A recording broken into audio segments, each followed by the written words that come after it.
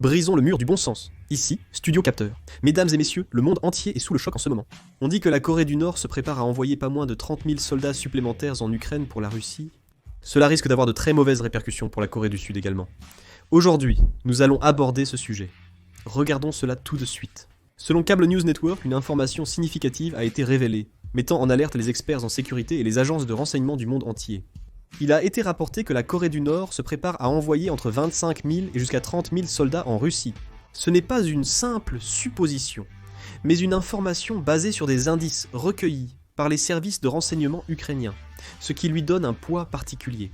Cependant, il est difficile de considérer cela comme de la propagande ukrainienne, d'autant plus que le service national de renseignement de la Corée du Sud l'a confirmé dans une certaine mesure.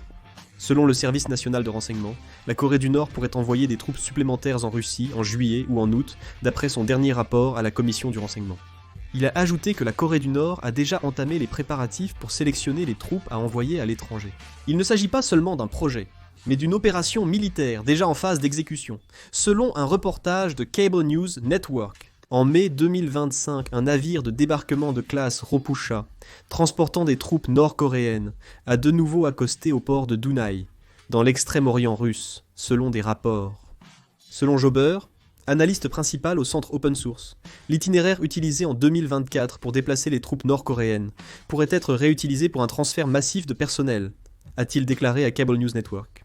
La coopération entre la Corée du Nord et la Russie se renforce continuellement. Le 17 juin, lors de la visite de Sergueï Shoïgu, secrétaire du Conseil de sécurité nationale de Russie en Corée du Nord, il a là été rapporté que le pays avait accepté d'envoyer 1000 ingénieurs et 5000 ouvriers du bâtiment pour aider à la reconstruction dans la région de Koursk.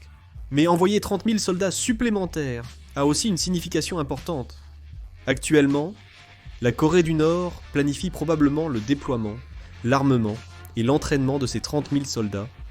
30 000 soldats équivalents, simplement, à 2 divisions habituelles. C'est une force capable non seulement de retarder l'ennemi, mais aussi de mener des combats réels et d'exécuter des opérations de manière autonome. La Corée du Nord aurait déjà envoyé 11 000 soldats dans la région de Koursk en Russie en octobre 2024 et potentiellement 4 000 de plus en février. Cette fois, pour le 3e déploiement, le chiffre annoncé atteint jusqu'à 30 000 hommes, dépassant les 2 précédents déploiements réunis. Il ne s'agit pas seulement de personnel pour des travaux comme le pavage routier ou le déminage. D'après Cable News Network, les services de renseignement ukrainiens estiment très probable que l'armée nord-coréenne soit directement impliquée dans des offensives sur le front russe.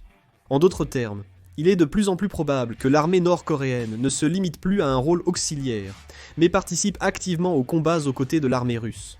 Cela montre que la Russie a du mal à maintenir le front et tente de résoudre son manque de personnel en recourant à des forces extérieures, mais cela reste une menace considérable pour nous. Cela indique un renforcement de la coopération entre la Corée du Nord et la Russie.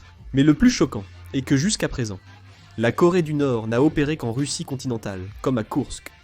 Mais maintenant, il y a aussi des analyses selon lesquelles l'armée nord-coréenne pourrait entrer dans les territoires occupés par la Russie, c'est-à-dire les anciens territoires de l'Ukraine. La Russie a récemment déployé 110 000 soldats près de Pokrovsk, ce qui laisse présager une offensive majeure imminente. Si l'armée nord-coréenne se déploie sur le front à ce moment-là, la situation sera très difficile pour l'Ukraine. Des analystes pensent que l'armée nord-coréenne pourrait être impliquée dans la bataille de Pokrovsk. D'autres analyses suggèrent qu'il pourrait participer indirectement en remplaçant les unités russes à l'arrière. Il semble inévitable que l'armée nord-coréenne s'implique dans cette guerre et acquiert ainsi l'expérience du combat réel, un atout militaire précieux. Le pays tiers qui subira le plus de préjudices à cause du déploiement de l'armée nord-coréenne sera sans aucun doute la République de Corée, selon la Corée du Sud.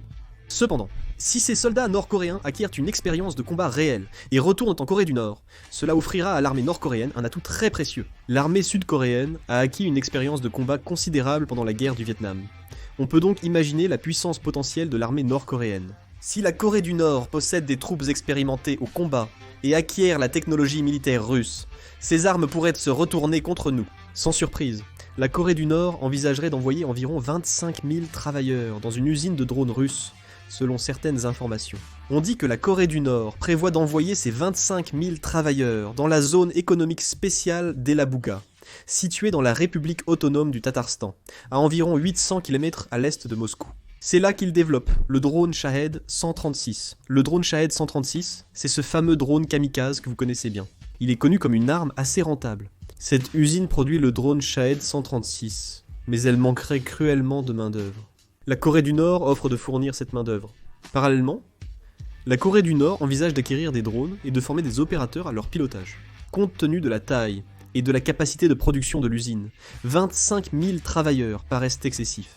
Mais il est évident que la coopération russo-nord-coréenne se renforce. La Corée du Nord semble grandement intéressée par la technologie des drones, en particulier les drones kamikazes, qu'elle tente d'acquérir par tous les moyens. C'est compréhensible, car les drones seront la norme dans les guerres modernes à venir. Dans tous les grands conflits récents, que ce soit entre l'Iran et Israël, l'Inde et le Pakistan, ou en Ukraine, les drones ont joué un rôle majeur. De plus, en tant qu'arme très rentable, c'est idéal pour un pays comme la Corée du Nord à l'économie faible. Un seul drone peut détruire un char, alors pourquoi ne voudrait-il pas s'en servir? C'est pour cela que la Corée du Nord cherche à apprendre beaucoup de la technologie des drones russes. Récemment, une information assez choquante est sortie. Il a été rapporté que la Corée du Nord a commencé à produire le drone Shahed 136 sur son propre territoire. La Russie envoie des instructeurs à Pyongyang et à Wonsan pour former les Nord-Coréens au pilotage de drones.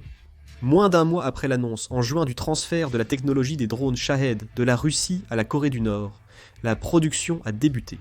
Si l'armée nord-coréenne acquiert des drones Shahed, la Corée du Sud risque de subir des dégâts importants. J'ai aussi fait mon service militaire, mais l'armée ne s'entraîne actuellement pas du tout à riposter contre les drones.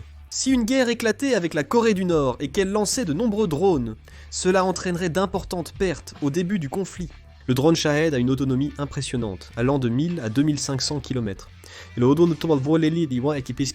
L'ensemble de la péninsule coréenne et l'île de Jeju sont à portée. De plus, le drone Shahed est bruyant et lent, ce qui le rend assez facile à détecter et à intercepter.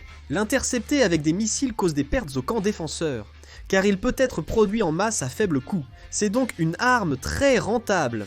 Par exemple, lors de la guerre entre l'Iran et Israël, l'Iran a envoyé de nombreux drones Shahed en Israël, jouant un rôle clé dans l'épuisement des missiles d'interception israéliens. Mais maintenant, c'est la Corée du Nord qui a commencé à les produire. De plus, le rapprochement entre la Corée du Nord et la Russie s'est encore renforcé. Selon de récentes informations, la Corée du Nord aurait installé le système de défense aérienne russe Pantsir S-1 à Pyongyang. Le Pantsir S-1 est considéré comme l'un des meilleurs systèmes de défense aérienne à basse, moyenne et haute altitude. Cette arme combine des canons anti-aériens et des missiles solaires basés sur un radar, capable d'intercepter divers missiles et avions de chasse dans un rayon maximal de 20 km. L'introduction du Pantsir S-1 en Corée du Nord prouve le renforcement de la coopération entre ce pays et la Russie.